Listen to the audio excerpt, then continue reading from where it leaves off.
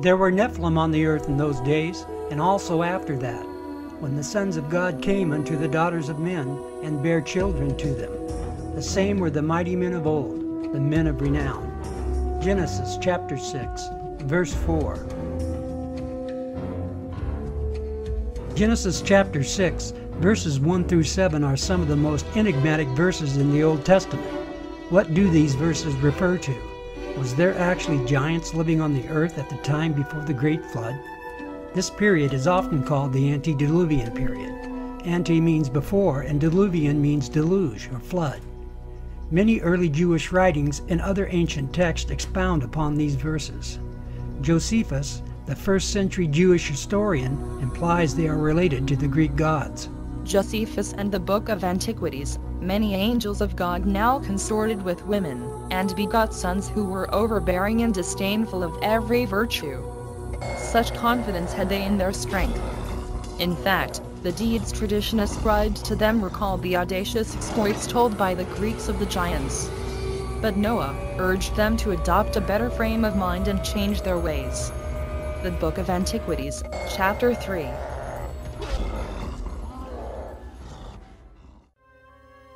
When people began to multiply, and daughters were born to them, the sons of God saw that they were fair, and they took wives for themselves of all that they chose.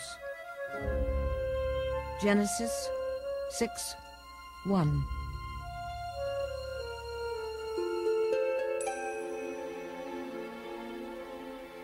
Do angels have sex?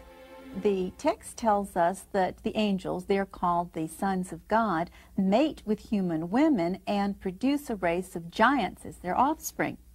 Now, the story seems to represent this as something that displeases God. God doesn't like the idea of this mixing between the angelic realm and the earthly realm. Multiply in the face of the earth, daughters were born unto them, but the sons of God saw the daughters of men, that they were fair. In other words, we have here the sons of God, B'nai Elohim, the angelic creatures of God, looked down on earth women and lusted after them.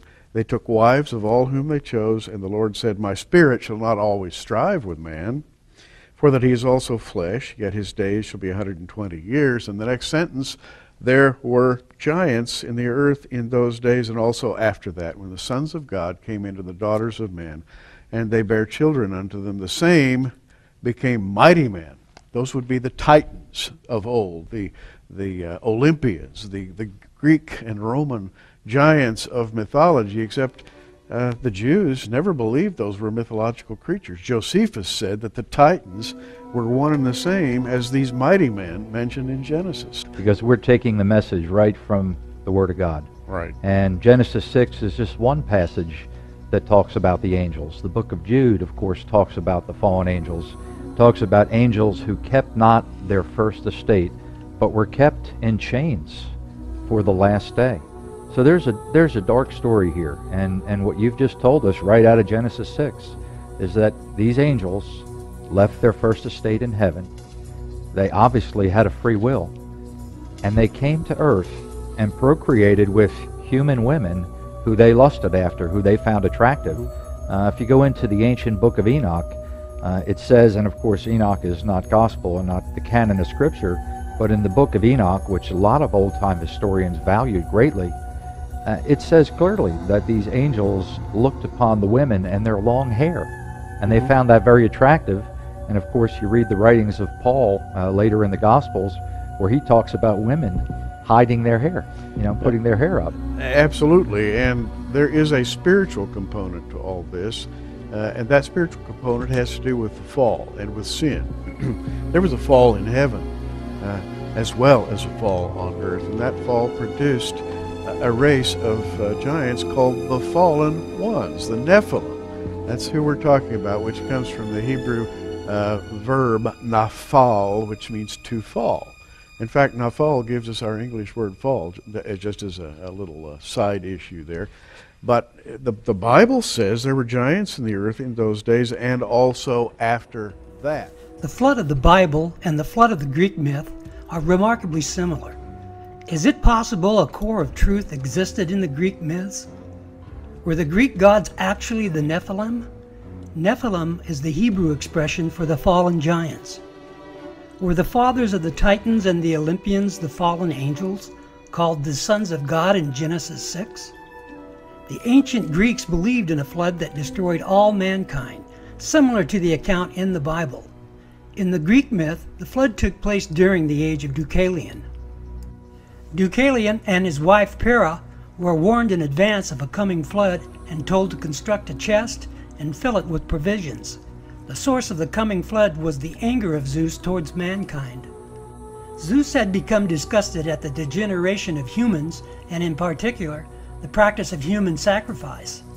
Zeus assembled the gods and decided to destroy mankind by water. Deucalion and Pyrrha survived the flood by floating in the chest they built. There are differences between the Greek myth and the account in the Bible. However, both maintain the world was destroyed as a result of mankind's sin, and the human race was saved as a result of a few individuals leading a righteous life. Every culture around the world has a flood story. Many of these stories refer to giants before the flood, just as the Greeks referred to their gods, the Titans and the Olympians. Many scholars are making the association of these Greek gods with the Nephilim and the fallen angels from the Genesis account. And just like the flood, many cultures around the world have legends of the star people, the ones who came down from heaven. I am convinced the star people are the fallen angels, the sons of God.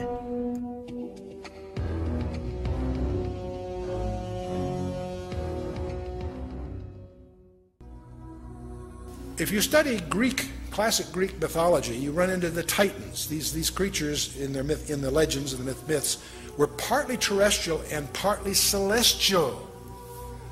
They rebelled against their father Uranus, and after a prolonged contest were defeated by Zeus and condemned where? Into Tartarus. Do you see a parallel brewing here? I'm going to suggest to you that the legends of the ancient Greeks embody the truth of what really happened in the past, that there were these strange creatures generating hybrids that the Greek called Titans. And we see Zeus in many forms. We see Atlas and Hercules. Atlas and Hercules from Greek mythology were what would be called in the Hebrew Nephilim, offspring of an intermarriage between a god and a woman. And so now these legends we obviously see in the Sumer culture, in Assyria, in Egypt. I'll show you a few things. In the Incas, the Mayan, the Epic of Gilgamesh, in the Persian mythology, and certainly in the Greek mythology, which most of us as products of Western civilization are familiar with. Also in India, Bolivia, South Sea Islands. Every one of these cultures, and the American Indians, every one of these cultures have legends of the star people. These people that came, these gods or demigods, whatever, came and cohabited with women and produced hybrids. The latter days, in part, will be distinguishable because of the rise of powers that have been suppressed or repressed over the years, but in the latter days those powers will emerge once again. And one of our favorite verses has to do with some of the words of Jesus in Matthew 24, starting in verse 36. But of that day and hour knoweth no man, no, not the angels of heaven, but my Father only. But as the days of Noah were, so shall also the coming of the Son of Man be. And what he's saying here is the days of Noah will be sort of transplanted into the latter day era. And you and I both believe we're seeing that right now. Absolutely. One of the, in my opinion, we're looking at the return of the Nephilim. It's a different incursion than what happened thousands and thousands of years ago. I call it the coming great deception. And what we're going to see is, or what we are seeing, is this manifestation of orbs and craft and other phenomena, other anomalies. Meanwhile, shows like the History Channel's Ancient Aliens program is promulgating what I call the coming great deception. They're saying that E.T. created all life on this planet, that they genetically manipulated all life on this planet, that they started the world's civilizations and religions, and now are coming back at this critical juncture in human history. Well, Christians in the church better wake up to what is happening because this phenomena is real, burgeoning, and not going away.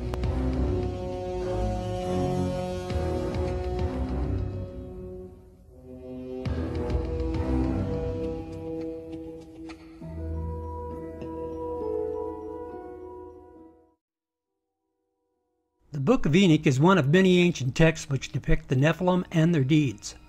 In 1947, a wandering shepherd stumbled on some writings hidden away in several caves near the Dead Sea. This collection, lost for nearly 2,000 years, became known throughout the world as the Dead Sea Scrolls. Included in the scrolls is a hidden book lost for centuries which told about fallen angels, bloodthirsty giants, and a warning for all humanity. This book gives an alternative and fascinating description of creation and the demise of man. It is an ancient writing filled with dreams and visions, a tour of heaven and hell guided by the angel Uriel. The Book of Enoch is named for the man who the Holy Bible says walked with God. And Enoch walked with God after he begot Methuselah 300 years, and begot sons and daughters, and all the days of Enoch were 365 years. And Enoch walked with God, and he was not, for God took him. Genesis chapter 5. The Book of Enoch begins with the warning to all humanity. A divine judgment has been rendered and sentence will be imposed. God tells Enoch that all life on earth will be destroyed in a violent flood, and with the story in Genesis, God blames this evil on the sons of God, angels who lusted after the daughters of men. These angels are sometimes referred to as watchers. They keep constant watch, and they decide one day, about 200 of them, that they're going to descend to the earth. They would like to very much make contact with these mortal women. The Book of Enoch was an expanded story of the mysterious giants, the sons of God, and the daughters of the earth, spoken of in Genesis chapter 6. Anytime you read the book of Genesis, there are all kinds of unanswered questions. Suddenly, there is this quick few verses at the beginning of the flood story about giants in the land that come from the sons of God mixing with the daughters of the earth. And you stop and think, wait a minute, what's this all about? It's like it went by too fast. And you want to grab it and say, wait a minute, what was this? They taught them charms and enchantments, and they became pregnant and bare great giants whose height was 3,000 ells. When men could no longer sustain them, the giants turned against them and devoured mankind. Enoch chapter 7. That these angels have crossed over this boundary that they shouldn't have. They were spiritual beings, and they were to remain as such.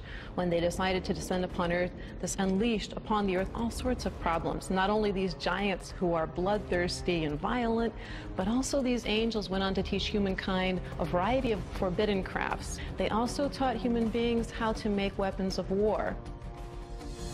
Now, the good angels, the ones not tempted by these beautiful women, go to God and say, you know, there's a lot of bloodshed caused by these bad angels.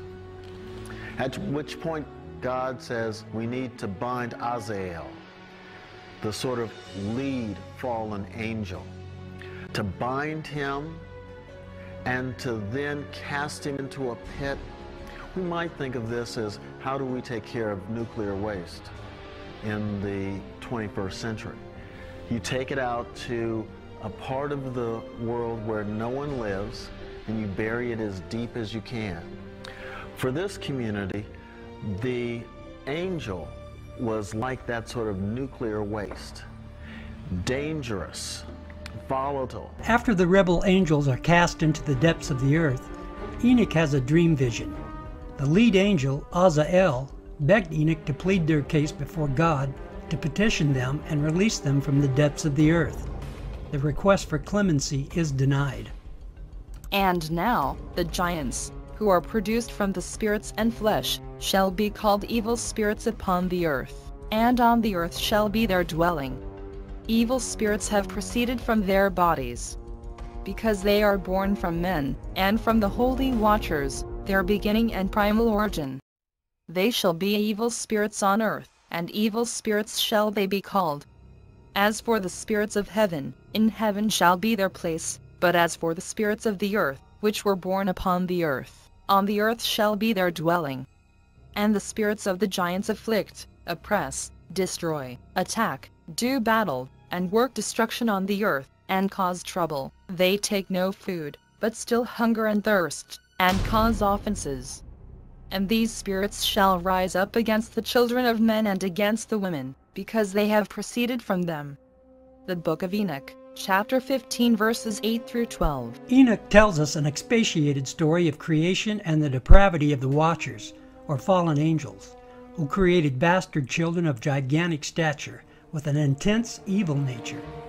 Their strength was prodigious and their appetites immense.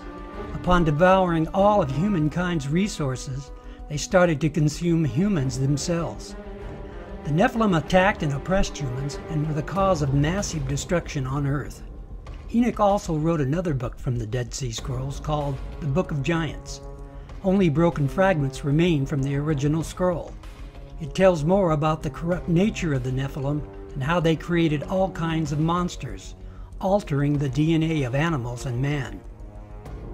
Enoch says their imagination was the only limit. It is my belief Enoch is explaining the dinosaurs and the bizarre skeletons which archaeologists have found. They were a part of the abomination which provoked God to terminate all living creatures. Modern science is constantly endeavoring to classify the remains within some Darwinian theory. It would take more faith to believe in them than it does to believe in the Bible. Many creationists, without understanding the antediluvian world, try to force some defensive explanation which fits their theories. Some scholars believe there were select dinosaurs created by God based upon a behemoth description in the book of Job, chapter 40, verses 14 through 24. They insist there is evidence of these creatures after the flood, but it's only conjecture. However, many of my own theories are conjecture as well. It makes sense that dinosaurs are related to birds when you accept the idea of the Nephilim crossbreeding the birds and animals. If you crossbreed a crocodile with a giraffe, or an elephant, you can imagine what it would look like. All modern scientists agree the dinosaurs were destroyed at the same time by some cataclysmic event. Couldn't this event be a global flood? Some scientists say the sea life found in the Himalayas and other major mountain ranges is due to the fact that they were once seabeds. Is it possible the sea fossils found were deposited by a global flood? God destroyed the world because everything was corrupt, except for a few righteous people.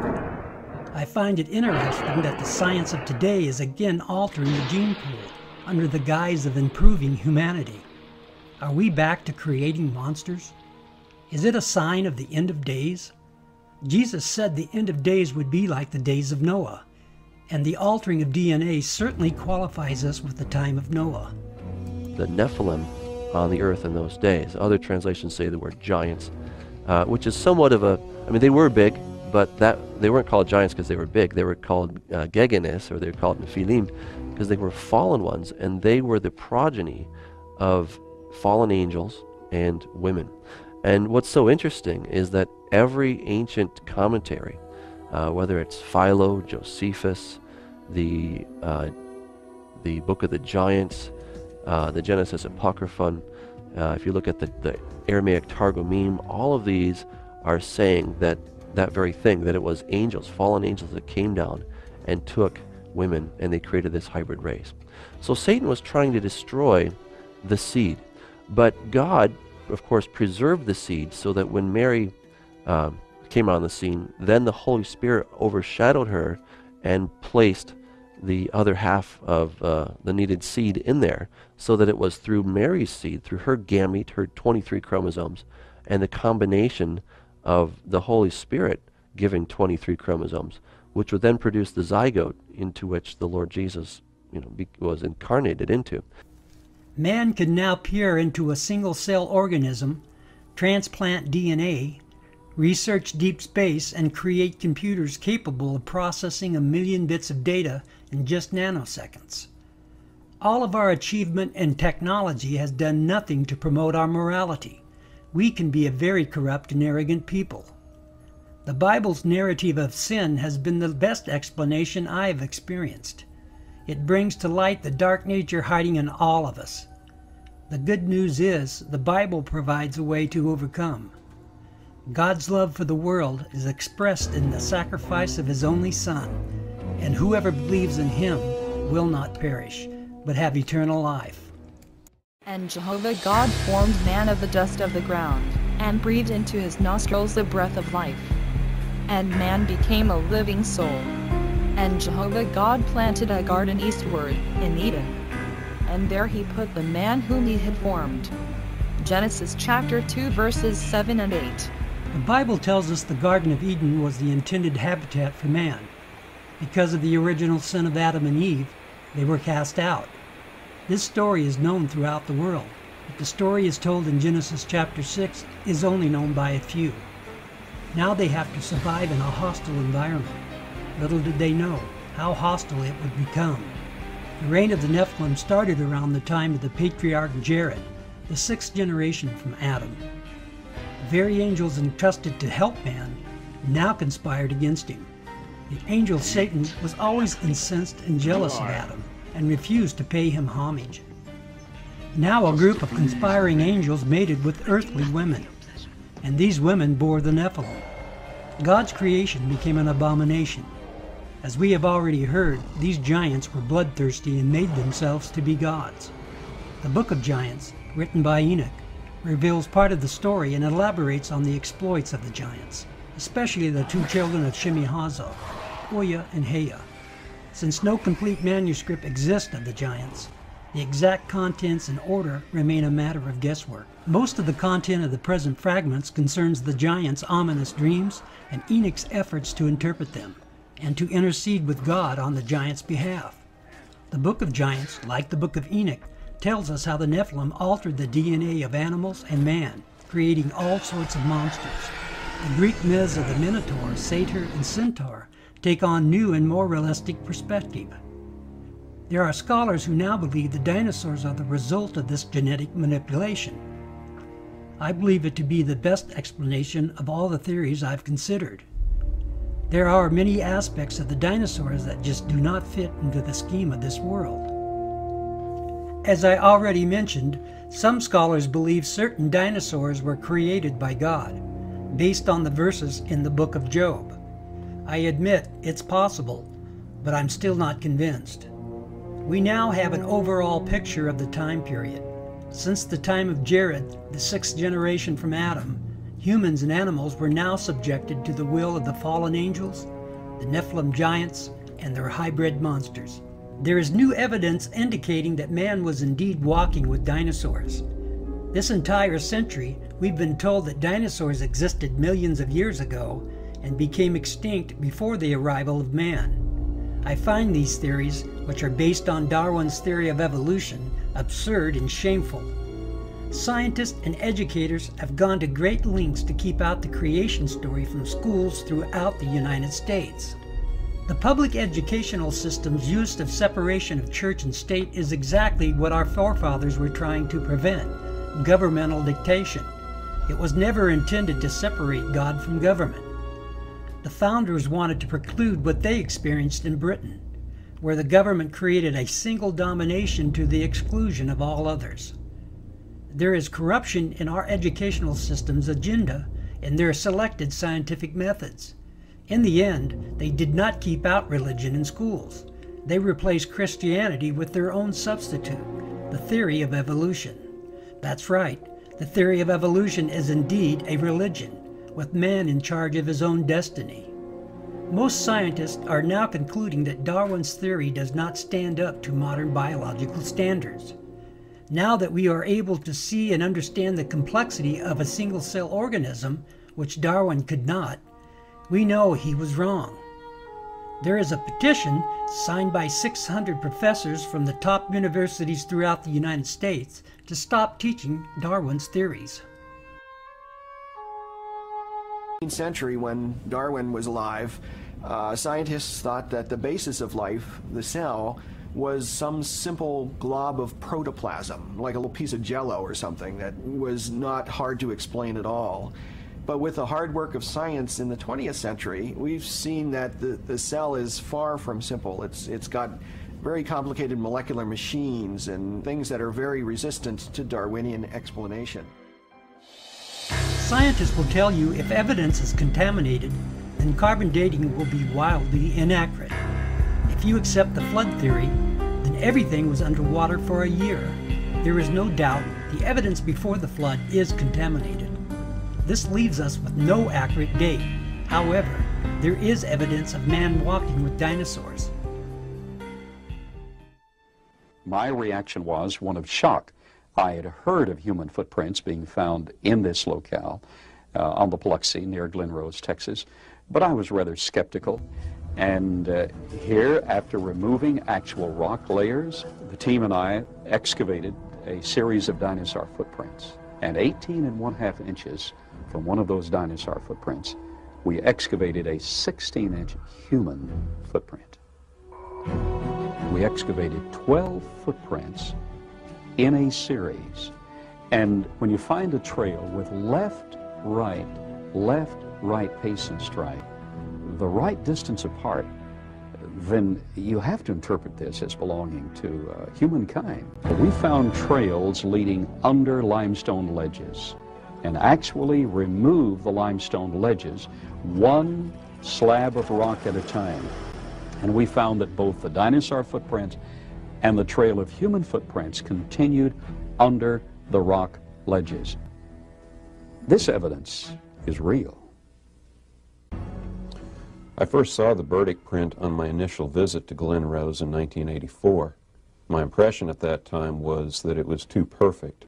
But it's clearly a human footprint, demonstrating the heel section, the arch, the base of the metatarsals, the first or great toe, second, third, fourth, and fifth toe.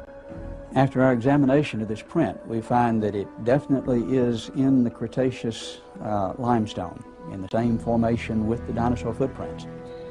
Here we're looking at a cross-section, and we can see very obvious following contours under the great toe, and actually structures under each one. Where we see the calcite inclusion, the force was concentrated and produced these load-bearing structures, which are exactly what geologists look for. We have eliminated the idea that it's carved. It definitely is original impression in the sediment. This is said to be a fossilized finger of a human being. It was found in the same strata as the dinosaur tracks. It had what appeared to be a nail, what appeared to be a cuticle, a taper, a humanoid shape. After I saw the CAT scan, there was no longer any room in my mind for doubt. This scan shows the shape of the finger, it shows tissue beneath the skin of the finger, it shows the bone, it shows the joints, it shows a ligament. That tells me this is a human finger. As I said, over the past 150 years, these archaeologists and anthropologists have covered up as much evidence as they've dug up, literally. Basically what you find is something we call a knowledge filter. This is a fundamental feature of science. It's also a fundamental feature of human nature. People tend to filter out things that don't fit, that don't make sense in terms of their paradigm or their way of thinking. So in science you find that evidence that doesn't fit the accepted paradigm tends to be eliminated. It's not taught, it's not discussed, and people who are educated in scientific teachings generally don't even learn about it. Carbon dating can be highly inaccurate for dating archaeological artifacts. It's not just that it can be inaccurate, it's worse than that. There are numerous cases in the past where items have been carbon dated and found outrageously wrong. Does carbon dating work at all? Despite its problems, the underlying ideas are sound, and scientists are pursuing the reasons why carbon dating can be so inaccurate. There are reasons for the problems. The first one is contamination. If an archaeological artifact is contaminated, then you have no scientific method to calculate it. Another reason is the level of carbon in the atmosphere at the time. It's my personal belief one of the ways life was reduced in years and size was the altering of the atmosphere by the hand of God. So the ratio of carbon-12 and carbon-14 before the flood was completely different. There are many details which scientists presume were taking place. They are only guessing. Many scientists give off an illusion of knowledge as if it were true. If you say something long and loud enough, society will accept it.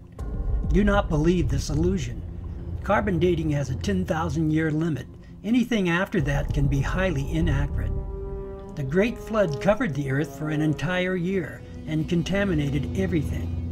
It's my belief the flood took place approximately 12,000 years ago, what historians refer to as the end of the Ice Age. It seems appropriate that carbon dating would only be accurate until the time of the flood.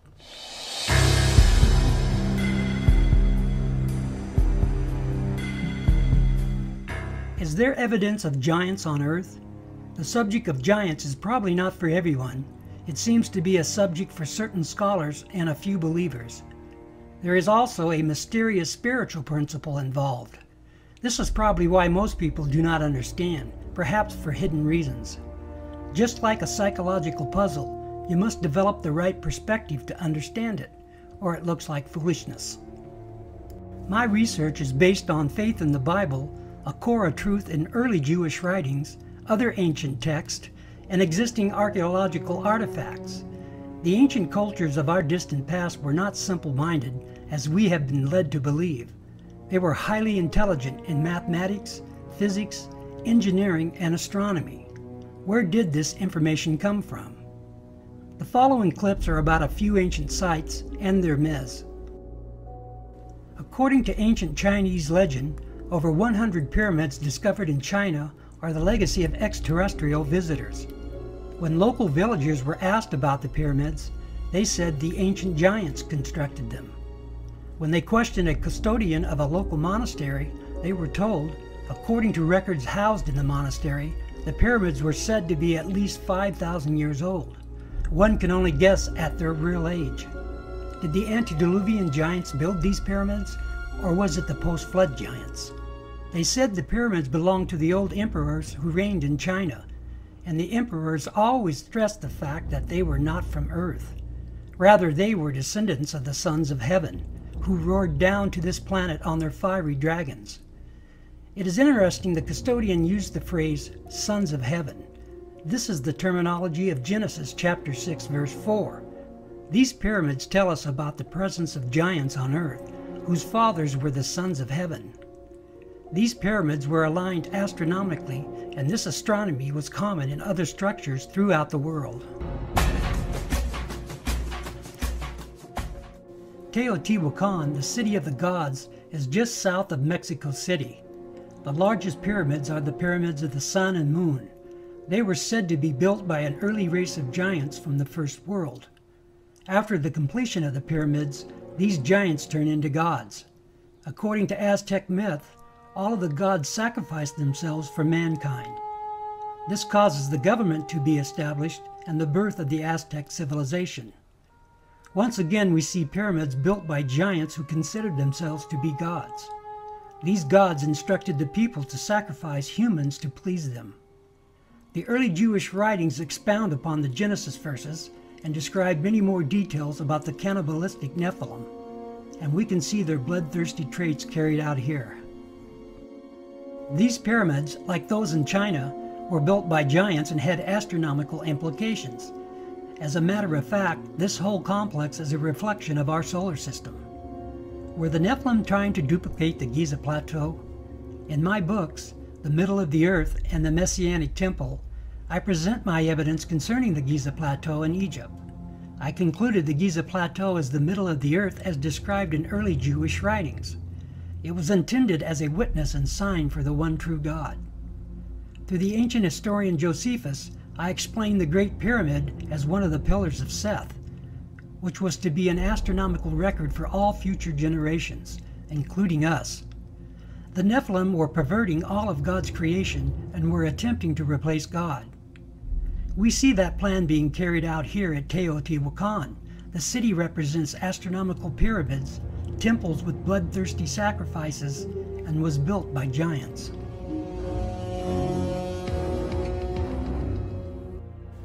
In Mayan mythology, a group of 4 protective deities, the sons of Itzamna and Ixchel, are giants who uphold the sky at its cardinal points. Just like Teotihuacan, these giants built the original pyramids as astronomical observatories. It is well known today the calendar of the Mayans is more accurate than our own. They understood the concepts of pi and zero. It is even thought they had a representation of a black hole, called the Dark Rift. Their understanding and knowledge reflected that of the Nephilim. The Nephilim were part angel and had a knowledge far superior than man's. These gods also instructed the people in bloody sacrifices. Even their games depict the dark path set for the Mayans. The image of a priest cutting the still beating heart from a man probably delighted the Nephilim. We can only imagine their intoxicated and wicked laughter. The Book of Enoch and the Book of Giants tell how they devoured man in the worst way. They also created genetically altered beasts to help them in this quest. They were bound and determined to pervert all of creation. These temples tell us of their astronomical knowledge and their reprehensible past. The Maya were still communicating with the fallen angels, who were cast under the earth, and the Nephilim spirits in an alternate dimension. The Maya priests would alter their state of mind with hallucinatory drugs and spoke directly to the gods of the underworld. Even though the angels were already judged and doomed in the underworld, they were still communicating with those who would listen. Although the bodies of the Nephilim were destroyed, their spirits still preached to the Mayans and all other Mesoamericans.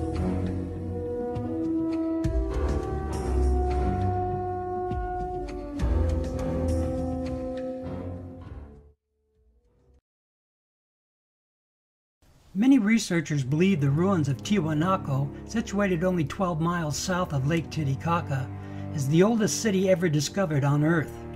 Consistent with these theories, the Inca living in the region during the Spanish conquest explained that Tiwanaku had existed for thousands of years before their civilization began. According to Inca legend, Lake Titicaca was revered as the location where the god Viracocha created a race of giants, and later the first humans. The Inca maintained that the giants built Tiwanaku and also many other cities and structures in the area. However, due to their great evil, Viracocha destroyed the giants in a world flood. This legend is still believed by the local Indians to this day.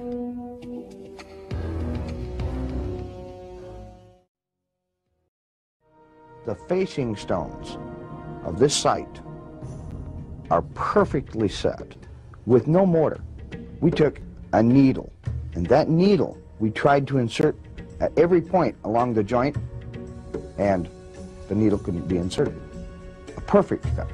Now the ancients constructed the site with astronomical alignments in mind. As the sun rises each day, it moves along the horizon and arises in a different spot. To measure this movement, they built the temple itself as a giant clock to tell them how the progression of the sun was proceeding. And we can use those same astronomical alignments to date the site. The antiquity and the technological sophistication of Tiwanaku should make each and every one of us fully question the origins of civilization.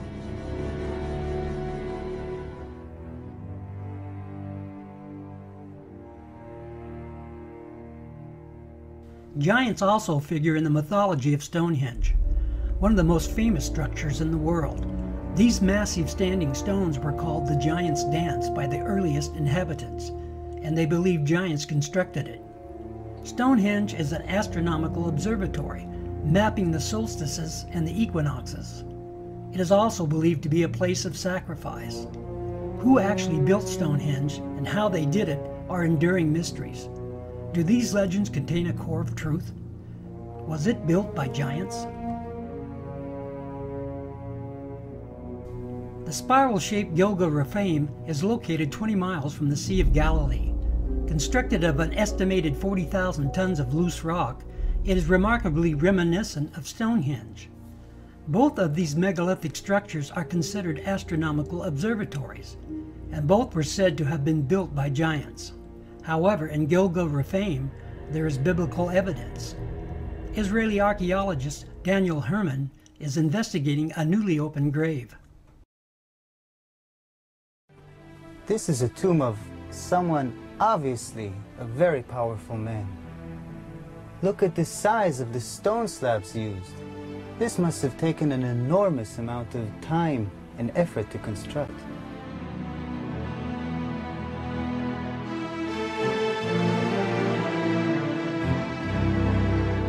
When the Israelites came here and wrote their Bible, it was already here. They saw it. So they have documented the identification of the site by saying that this region was ruled by Og, king of the Bashan. Og is described in the book of Deuteronomy as, and I quote, "For only Og, king of Bashan, remained of the remnant of the Rephaim." Rephaim is Hebrew word for giants.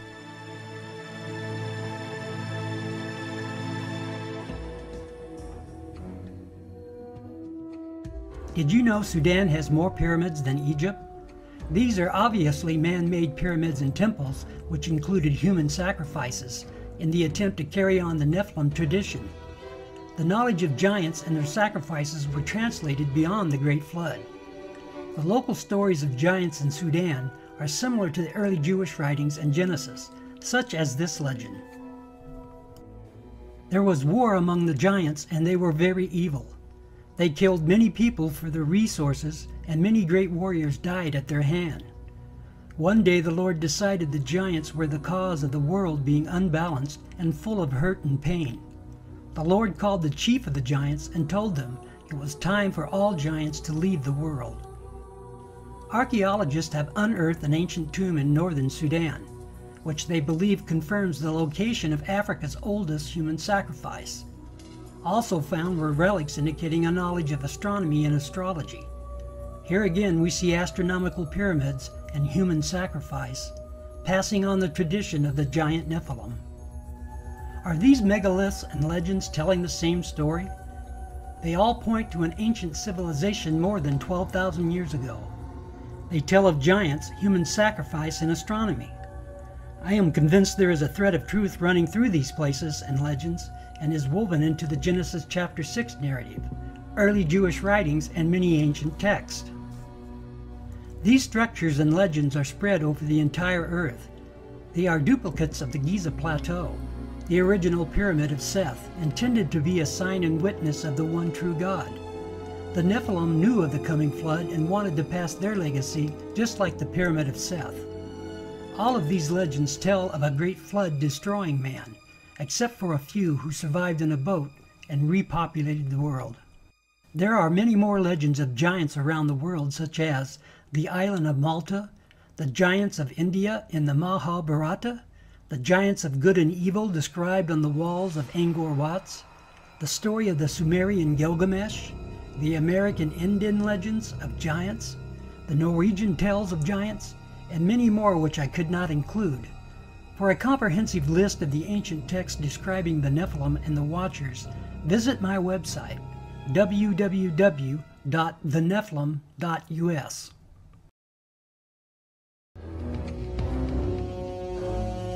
The atmospheric conditions before the flood were much different than they are today. The pre-flood conditions allowed for gigantic growth. We know that God put many restrictions on Earth after the flood. What we now call the laws of physics were not as conforming.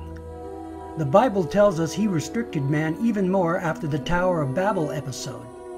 The giants and dinosaurs could not exist in our atmospheric conditions as they did in the antediluvian age. I believe God altered the atmosphere for the purpose of these future restrictions. Optimal genetic expression means the best that the organism has within the DNA is expressed because of favorable atmospheric conditions.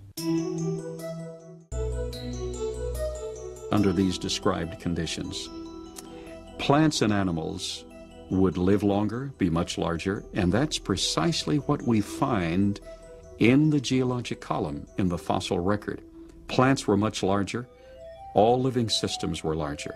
We have animals that today have an 8 or 9 foot stature with a 16 to 20 foot stature. We have insects such as the dragonfly. Today, the dragonfly has perhaps a 4-inch wingspan. In the fossil record, his counterpart, Meganeuropsis, had up to a 5-foot wingspan. Everything was larger in the past. I'm of the opinion that under better atmospheric conditions, people were living not only longer, but they were taller, much taller. Giants and dinosaurs could not exist today as they did in the past because the atmospheric conditions simply will not permit it. We had a greater ozone layer at the time prior to the flood. At the time of the flood, it was diminished to about 1/7 of what it was at that time, and therefore, life on this earth as we know it no longer has the same life expectancy as it did at the time of the flood. Being interested in Earth's original conditions, after 35 years of research on those parameters, I've attempted to reconstruct that context. And in so doing, I've had our engineers build a biosphere that doubles the atmospheric pressure, that increases the electromagnetic energy, that increases the ratio of oxygen, but not to the level of toxicity, that eliminates ultraviolet radiation, etc. And the experiments that we've run have been very gratifying.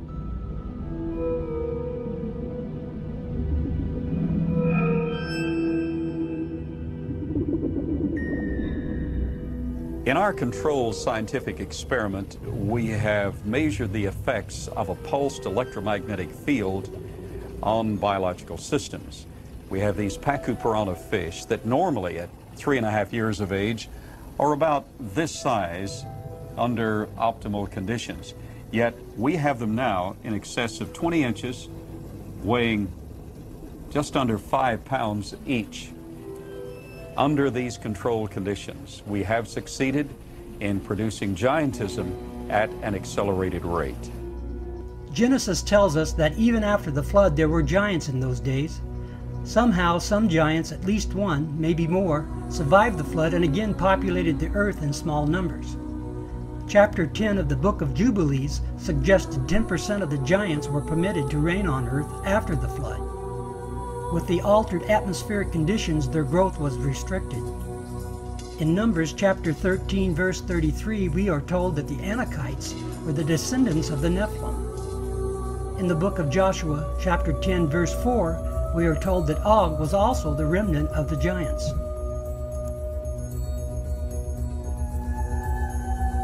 Mass graves of giants were opened. Some of the men 8 feet tall, some of the women 7 feet tall, some records of men 10 feet tall, and extremely large skulls. And extraordinarily, some of these skulls had horns, some had extra rows of teeth, some had other what we would call anomalies, but they were extraordinarily large skulls and extraordinarily large people. A number of mounds in the Midwest in America were excavated starting in around 1850.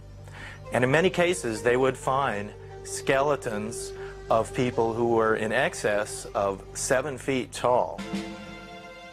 And in many cases, they had double rows of teeth, as well as, in some cases, 6 fingers on each hand and 6 toes on each foot. The one that was found in Bridal Veil Falls, California by a group of miners, first they found this wall with very intricate hieroglyphics. They assumed that they were finding gold behind the wall. They broke it down and they found this woman holding a child covered with fur and a strange kind of dust. The same tall female mummified remains have been found in Texas. They have been found in Death Valley. They have been found in other parts of California. Archaeology at that time was in a heyday. There was everybody that had a shovel was out trying to find something. But what's interesting is that the finding of these giant mummified bodies and giant fossils and bones. Really, you can't pin to any particular location. They were finding them in Greece, they were finding them in Italy, they were finding them in the Middle East, they were finding them in America. And even if you write off a few of those as perhaps a hoax or a misinterpretation of something else, you're still left with a tremendous amount of evidence to show that there were these giant beings at some point walking the earth.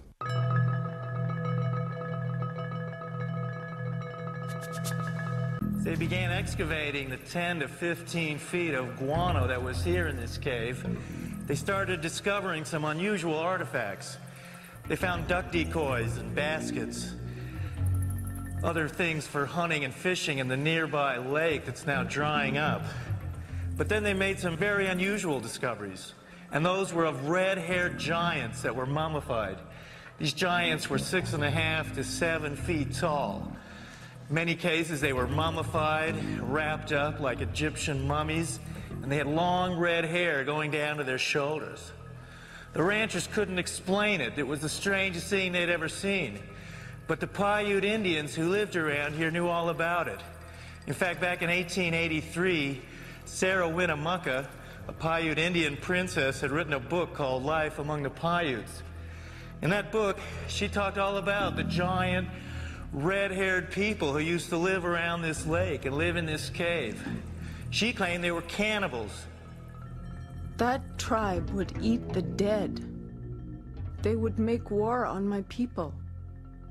My people went to work and gathered wood to fill up the mouth of the cave. At last my people set it on fire and called out to them, "Give up or you will die." But no answer came. I think the world looked like the cities we see in Machu Picchu, Tiahuanaco, Sacsayhuaman. I think it was a world peopled by giants who structured their buildings out of massive building blocks, 500-ton, 250-ton blocks. The architects are that race or those races who built all the megaliths in the old world, the pyramids, Stonehenge. They are the people who walked before us, the ones who inhabited this world before we did. We have called them gods. We've sometimes called them giants. They left their handiwork behind, and we have not been able to duplicate it. We've only reached the point now where we can really appreciate it. In Lebanon, 44 miles from Beirut, are the imposing ruins of Baalbek. There is mention of this place in the Old Testament, the Book of Kings. Baalbek in particular is a very good example. That has the trilithon. Those are the largest stones in the world ever used for construction. They're so large we don't even know their actual weight. Those stones were somehow quarried, moved 5 miles, lifted 25, 30 feet in the air, and placed together so closely that you can't fit a razor blade or a piece of paper in between them. We have no idea how they did it. We don't have a crane in the world that can lift weights anywhere near what those things are. According to Arab tradition, the earliest temples here were created after the flood by a tribe of giants for the biblical king Nimrod. It seems quite clear because of the references in Genesis and later on the book of Numbers and also in Deuteronomy, which are all fairly consistent with each other, that there were gigantic beings that seem to stem from pre-flood era. The conclusion in the tradition seems to be fairly clear that gigantic beings were existing at one time, and that as human history developed, or physiological, emotional, spiritual changes took place, those beings who survived seemed to be of a smaller gene pool. But the possibility that there were other strands of humanity, as it were, seems to be almost explicitly stated in the Bible itself.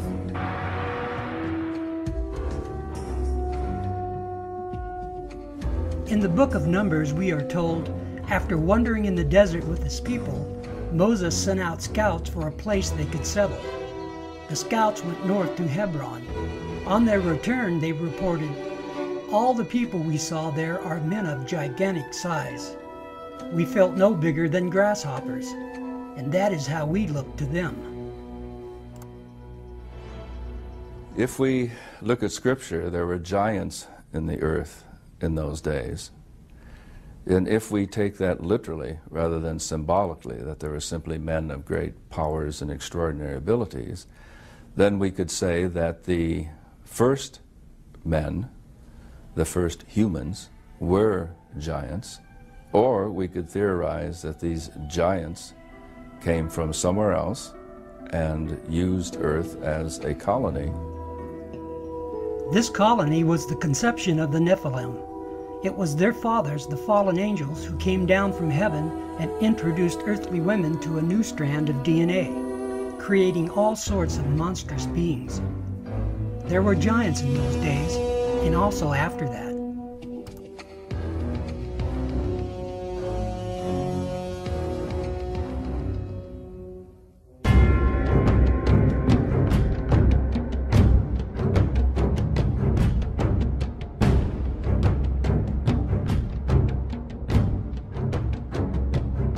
In my research of ancient civilizations, I was surprised to find these bizarre elongated skulls in Egypt, throughout Africa, Europe, Russia, South America, on remote islands, and indeed all around the world. Who were these people, and what were these freaky skulls? I soon found out it's a practice called cranial deformation. It was an intentional practice which had its roots in ancient times. It was done for important people such as royalty and priests in order to mimic a fallen race of giants. Another aspect that we have to consider is that skull and cranial deformation, forming elongated heads, is a practice that's known throughout much of the ancient world. The pharaoh Akhenaten's family is a good example of this practice. His son, Tutankhamun, is probably the most famous example. But why was his deformed skull kept a secret and not taught in public schools along with his known history? The Discovery Channel recreated his head and intentionally modified it to look more modern. Not one word was spoken about his elongated skull. They also resurrected his stepmother, Nefertiti, and again nothing was said about the cranial deformation. King Tut's sister is probably the most pronounced deformation I've seen in Egypt. The Discovery Channel chose to filter out this information simply by ignoring it. It seems our public school systems have the same mindset. It's like the elephant in the living room. How can you possibly ignore something so bizarre? As I said, over the past 150 years, these archaeologists and anthropologists have covered up as much evidence as they've dug up, literally. Basically what you find is something we call a knowledge filter. This is a fundamental feature of science. It's also a fundamental feature of human nature. People tend to filter out things that don't fit, that don't make sense in terms of their paradigm or their way of thinking. So in science you find that evidence that doesn't fit the accepted paradigm tends to be eliminated. It's not taught, it's not discussed, and people who are educated in scientific teachings generally don't even learn about it. It's not necessarily a deliberate conspiracy in the sense of some people getting together in a smoke-filled room and saying, we're going to deceive people. I discovered this practice was actually an effort to carry on the traits of their gods. But who were their gods? They were a race whose fathers were fallen angels and their mothers were earthly women, as explained in Genesis chapter 6 and many ancient texts. The Bible refers to them as the Nephilim, the fallen ones. The Mayans credited Kukulkan for their knowledge of astronomy. He was a giant all-knowing god and bore no resemblance to the dark-skinned Mayans. The Maya described Kukulkan as a tall Caucasian man with long flowing silky white hair and beard and blazing deep blue eyes. He was said to have an elongated skull, and in fact, the Mayan women used to strap boards onto their infants' developing skulls to elongate the skull, and we have artifacts of this nature. The question was, who was Kukulkan? Kukulkan was from the race of the Nephilim, just like the Titans and the Olympians of the Greek myths. Cultures all around the world have legends of the star people, the ones who came down from heaven and created a race of giants. In Sumeria, they were called Anunnaki. We know them as fallen angels, called the sons of God in Genesis chapter 6. When people began to multiply, and daughters were born to them, the sons of God saw that they were fair, and they took wives for themselves of all that they chose. Genesis 6:1.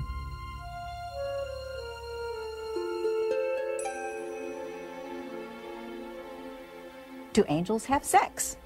The text tells us that the angels, they're called the sons of God, mate with human women and produce a race of giants as their offspring.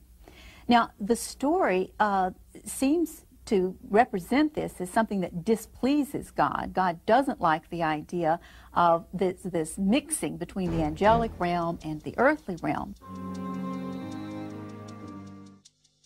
These genetically altered beings had elongated skulls and desired that mankind worship them as gods. Their elongated skulls were created by their bastard genetics. It allowed for the brain to grow to enormous size. This is where the practice of cranial deformation started.